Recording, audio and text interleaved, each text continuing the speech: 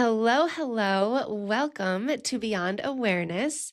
Today is our strategic journaling episode, and this is inspired by a workshop that I almost did earlier this year, but then we bumped it out for a couple months due to attendance and what was working for people's schedules. And then eventually I created the leaders table, and we never followed through on this workshop. It almost got blended into the leaders table is part of it. And this past Tuesday, the topic that we were talking about was hiring and building a team, like delegating, outsourcing, letting go. So it really applied to both business owners as well as executives and directors and, women who are in the corporate world. And in that frame of mind, I was thinking, I have journal prompts on this. And so that's what I'm going to walk you through today is the journal prompts that I came up with to help with those things and specifically help you uncover why it's so hard to delegate and outsource, even though you so badly want to, and you're already stretched for time, yet you're still doing these things.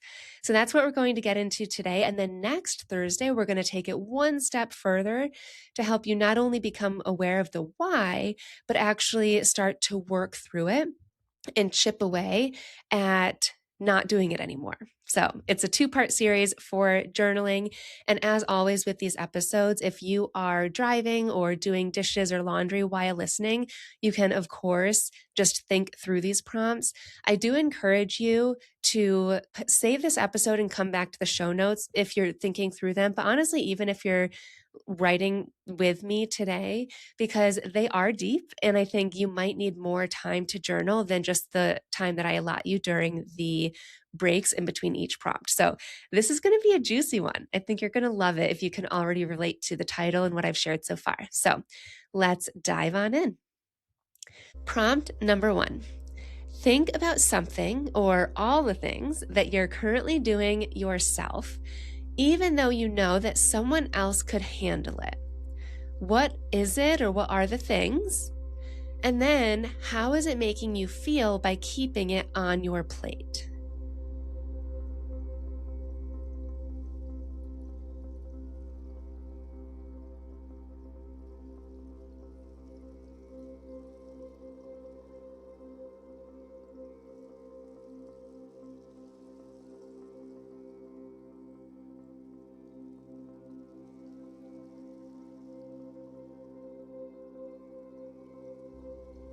Prompt 2.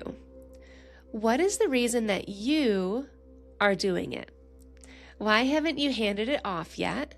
And really try to think of the real reason. A couple options is you might be thinking they do things different than you and you'd rather have it done your way. It's faster if you do it. You don't have the specific support that you need, like maybe you have to do it. You don't trust somebody else to do it right, or you'll have to redo their work. So what comes up for you when you think of why you specifically have to be the one to be doing it right now? Why haven't you handed it off yet?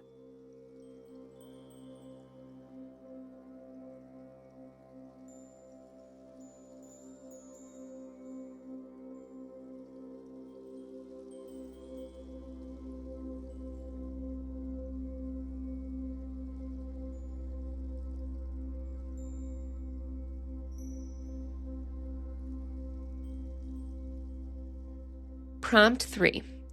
What do you think you need in order to start delegating? Or what are you already currently implementing to help you with trusting or delegating your workload, all that's on your plate? So it might be another system, SOPs, a new training, new planner, a time blocking app, a new hire, more time. So whatever it is, what are the things that you think you need or you're already trying in order to delegate or trust more people to help you with your workload?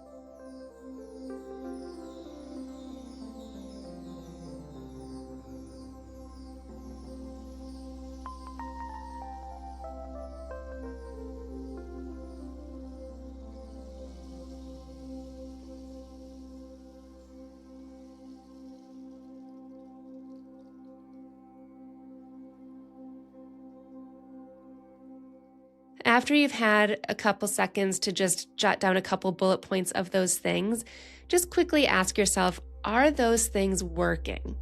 So do you follow the time blocking, or do you ignore the notifications that you set up for yourself? Do you write those SOPs, or do you push it off to the next day? Do you check your emails at 10 p.m. still, or have you actually stopped doing that? Do you have a fear of not being available to your team or clients? And maybe that's why you're still available, even though you have already delegated.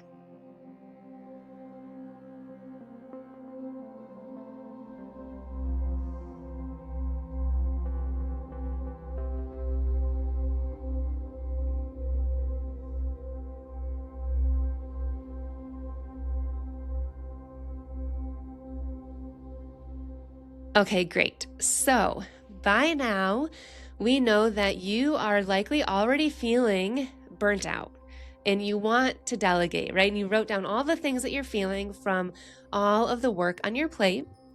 And you also jotted down, if you did delegate, what would happen? And to try to help you to delegate and to trust other people, you wrote down the things that you're trying and which of those things actually are working, like you are following through on them, which of them are not working, you're not following through on them, and also what you're going to try. And of all of those, some might apply, might not, based on what's coming up for you. So you know the problem, you know solutions. You're aware. That's my whole methodology for this whole podcast and my work. You are aware and you're smart and you're confident and you know how to get shit done. The thing is that we don't follow through all the time on your solutions, or solutions aren't working normally. And that is because, well, let me back up. It's not because you're not disciplined. You definitely are disciplined. You're definitely motivated. And it's also not because of time management, even though a lot of people think that they just need more time or they need better time management. What it is because there's a part of you that feels safe in your current circumstances. And that safety points us directly, beautifully, to the root belief that's keeping you stuck not delegating, stuck doing all the things, even though you could delegate. Or say you're the type of person that truly has to do it all, air quotes, has to do it all because you don't have a team right now or you don't have support. But what's stopping you from hiring? If it's money, what's stopping you from finding free labor? What's stopping you from getting the support that you need, right? So we have to uncover that safety. And just to put it in a different way, even though not delegating and having the workload and responsibilities that you have on your plate right now feels heavy, feels like a huge mental load some days, and it's keeping you exhausted and burnt out and overwhelmed, it's also keeping you safe somehow. So this final prompt 4, is how is it keeping you safe? And I'll share some ideas and then I'm going to hand it over to you to process and think about what comes up and apply it to yourself. Maybe it's keeping you safe. Maybe not delegating is keeping you safe because it keeps you in control of your public image. So think beyond, I'm a control freak, because no, you're not. What are you in control of by doing that? Maybe you're in control of your marriage or in control of your public image. Maybe you feel like relaxing would be dropping the ball. Maybe it's keeping you safe because it makes you feel needed, especially if nothing bad happens by trusting and delegating and whatnot, but your employees are coming to you for questions. Being needed and doing the thing and helping, even though you don't need to, being needed means being valuable, in your opinion. It means you're even more worthy. It means they see you as a leader. So of course you're going to keep doing that when, let's flip it, if they don't come to you and ask for things, you're not needed, you're not valuable, you're not worthy, you're not seen as a leader, right? So you could always flip it. Sometimes that's an easier one. Also, maybe it's keeping you safe because doing more makes you feel responsible, right? I have to always think about these tasks in order to be successful or earn my success, even if I'm not the one doing it. But what would happen if I don't think of it? That's scary. If you miss something. So doing all the things makes you feel responsible. And my last example is if I have to keep working just as hard as I did to get to where I am now, then that means I'm good. I'm solid. I'm going to keep earning the same money or the same accolades or whatever. And I can never slow down or work less than those around me or than those that I hire. I have to keep hustling because that's what I did to get here. And if I change that, that's scary. That's unsafe, right? That's when you might lose your edge or you'll be viewed as incompetent. You might be a bad boss, all the things, right? So those are just a couple examples. I'll say the prompt again. The prompt is, even though not delegating and splitting your work and giving up some of your work and letting go is keeping you exhausted, burnt out, and overwhelmed, it's also keeping you safe. So how is doing more keeping you safe? Which one of those examples resonates most for you? Or what's your version of this belief in your words? Sit in this for a moment. What comes up when you think of how this belief has been impacting your life and where it came from?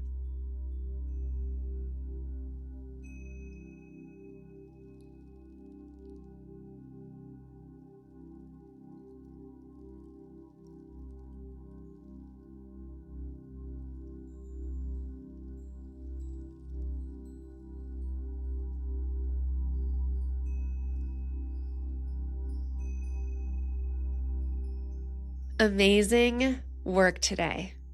I told you this was going to be juicy and deep, and this is why. What you just uncovered is the reason why you are never finished with your to-do list. It is the reason why you are always busy, even though you could ask for help. It's the reason why when people do offer help, you say, oh no, I can just do it. I can do it faster. I can do it. Well, I mean, you don't tell them that, but you're thinking, I can do it faster. I can do it better. I don't want to have to redo your work, right? It's a thing that is keeping you where you are instead of the type of woman who is able to work on those high-level projects and zoom out and get out of the trenches and on to what you actually want to do in your business and in your career.